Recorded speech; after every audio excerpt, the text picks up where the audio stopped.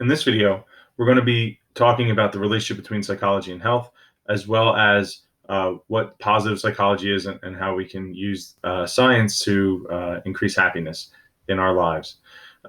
In previous videos, we talked a lot about stress, both what stress is, how our bodies respond to stress, and the negative impacts of stress on our health, as well as how to cope with stress and deal with the negative outcomes or try to alleviate the negative outcomes of stress in our lives. So in this video, we're diving into psychology and health. So let's just go right for it. So when we look at the leading causes of death in the United States, we see some things that jump out at us. And if we think back to even just like 100 years ago, the leading causes of death were really infectious diseases. Now, granted, global pandemic aside, in the modern world, this profile of leading causes of death is very different than catching a disease and succumbing to that. And we actually have more long-term chronic diseases, and a lot of that has to do with the fact that stress has this strong correlation between these long-term chronic diseases and then also negative health outcomes. So some causes like suicide and Alzheimer's are directly related to psychology, right? We've talked a little bit about the Alzheimer's a little bit, right? That's a brain disease. Suicide is often a result of depression or anxiety, but others are usually more influenced by behaviors, right? So if we talk about things like type 2 diabetes, right, that's usually adult onset. It's a result of actions and what people are doing. Stroke, cancer, heart disease, these are all lifestyle or increased with with lifestyle choices, whether that's smoking or obesity or those kinds of things. And those things are also made worse by chronic stress, right? So again, we're seeing these levels of chronic stress. So we're basically at a forefront where we want to look at how does our body, right, in terms of our psychology, how does that impact our actual physical health, right? How we view the world, how do our actions impact our health outcomes? And one of the ways we can do that is look at our old friend, the biopsychosocial model, right, where physical health is a result of interactions among the biological, psychological, and social factors, right? So at the individual differences level, right, we know that genes play a role, and experience, right, plays a role in whether or not we have certain protection against certain diseases, or we're better able to fight certain other types of health issues. Perceived stress, right, can directly trigger physical responses, right? We've been talking about that a lot in the last few videos. And that's the psychological thing, right? Identifying things as stress or as threats. And then we know that the behavioral aspect of it too, right? They can lead us to smoke or drink alcohol, or on the other side, right, on the positive side, right, exercise, right? Maybe people, burn off that anxiety or their stress by hitting the gym. And depending on how we respond, right, that they can all have an impact on our health and the health outcomes that we have in our lives. So a couple other things related to behaviors. Although if we look at some of the basic metrics for health, right, never smoked, body mass index under 30. 30 is the line for obesity. Physical activity, right, more than 3.5 hours a week. That's a half hour a day. And diet index is greater than the median. So they have a better, more healthy diet, better than average diet, essentially. So not many people have all four of these, what we would call health habits, right, or positive health behaviors. But you can see that having some, right, or the more that you have, the better off you are about a reduced risk of things like diabetes, heart attack, stroke, cancer, than if you don't have any, right? So we see that the more positive health behaviors that we can have, the better off our overall health can be. If you do have all four of these health behaviors, then what we see is a 78% reduction in risk for chronic disease, right? 78%. That's huge, right? That's a huge number when we're talking about reducing, chronic illnesses. We also know, love this image, that stress and coping have strong implications, right? Poor diet, cigarette smoking, alcohol consumption, right? All used in emotion focused coping, which again doesn't have to be a bad thing, but oftentimes, right, these kind of cheap solutions or quick solutions lead to, negative health outcomes. Um, Even with people when they tend to know better, right? People know that smoking is bad for them, but in stressful situations, they result back to buying a pack of cigarettes or something like that. We see that. We know that sometimes those emotion focused coping things are necessary, right? That again, I'm not saying that cigarettes are necessary or alcohol is necessary or anything like that. What I'm saying is that when we are trying to resolve the stress in our lives, sometimes that causes us to make bad health decisions, right? We can't see the bigger picture because we're living in the moment too much, right? In that negative anxiety feeling. So, if we're looking to increase our health outcomes, we should look to the other types of coping mechanisms. We should look to our relationships. We should look to trying to actually solve the problems as opposed to just masking the negative, emotional components.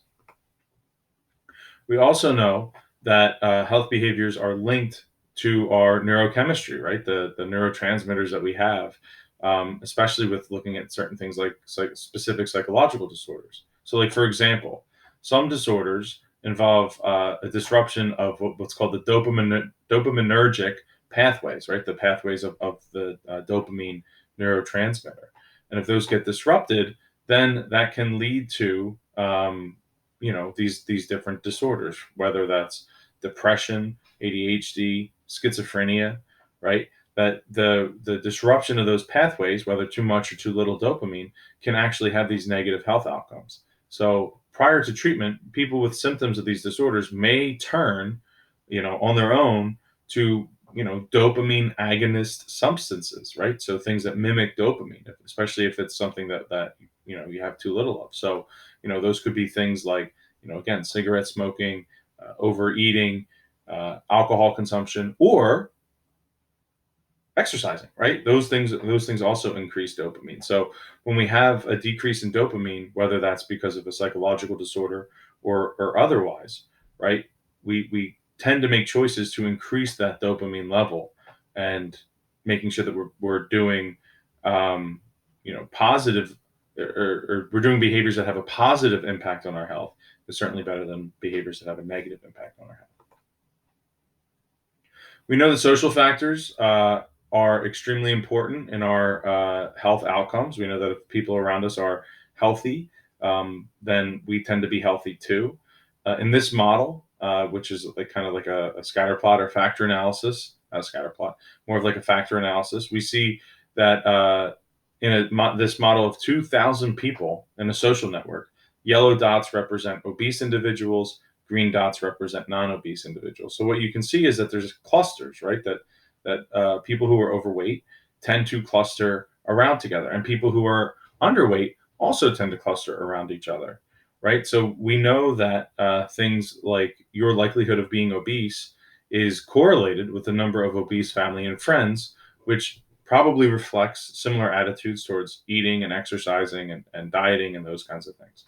Um, Other health behavior things, right? We know that smoking is it's harder to quit smoking when you're surrounded by other smokers. Um, Eating is social, right? People struggle with moderating their eating in social situations, right? They might overindulge at a party by having too many finger foods or snacks or things that are left out for people to graze on. But again, we also know that we can kind of hijack the positive aspects of these social environments, right? And use those social networks to make ourselves healthier, right? So again, we see that there's kind of this two-sided coin that just like with our biology, just like with our seeking out certain types of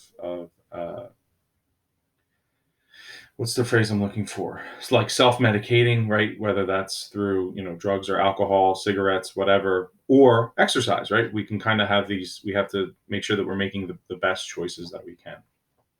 So relying on our social network, relying on understanding, human biochemistry and those kinds of things are really helpful in making good decisions with our health. Let's continue talking about this, and let's get into positive psychology, right? If we can talk about the positive environments that we have, our strong social networks, then we should talk a little bit about positive psychology. Positive psychology is a relatively new field in the kind of I guess the field of psychology. I don't want to say field twice, but what can you do? And when we're talking about positive psychology, we really have to start with Martin Seligman. Also, I think he kind of looks like Father Chris. Don't tell Father Chris, or do tell Father Chris. I don't know, but I think Martin Seligman looks just like him. So positive psychology is an approach to psychology that emphasizes normal behavior and human strengths over like disorders and neuroticisms and negative components, right? In particular, positive psychology tends to focus on positive emotions, positive traits, right? Happiness. Why do we help others? Positive institutions, right? Like like the Dalai Lama and people who are out to help others. That's the focus of the study of positive psychology. Now, if you're thinking, wait a minute, Mr. Vrieling, that sounds a lot like humanistic psychology. You're right, it does. The biggest difference between positive psychology and humanistic psychology, though, is the emphasis that positive psychology places on research.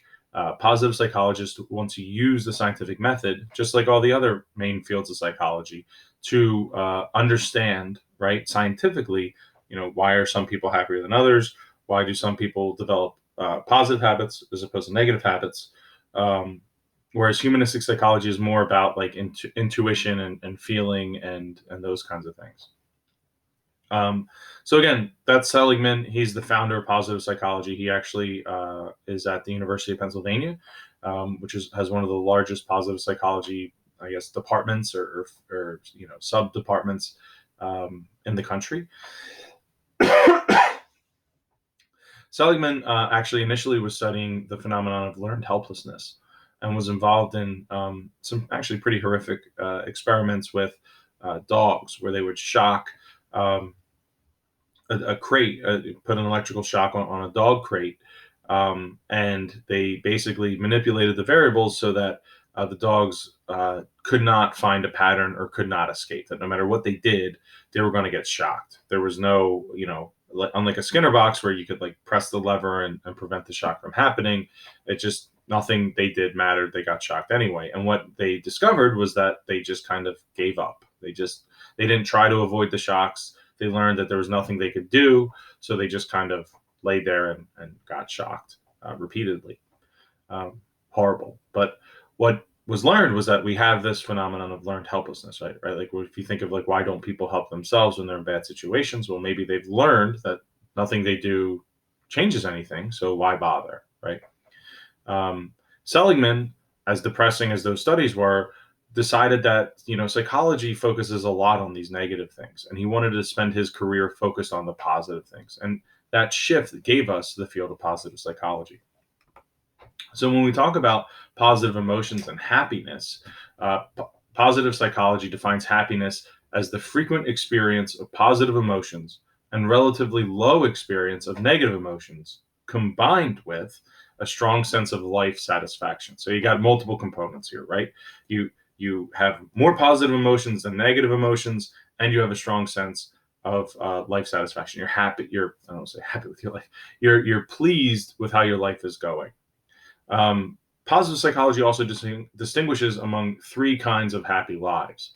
The first is called the pleasant life. This is filled with stimuli that we enjoy on a moment-to-moment basis: good food, good art, good music, basically just kind of living, kind of enjoying the finer things in life, if you will.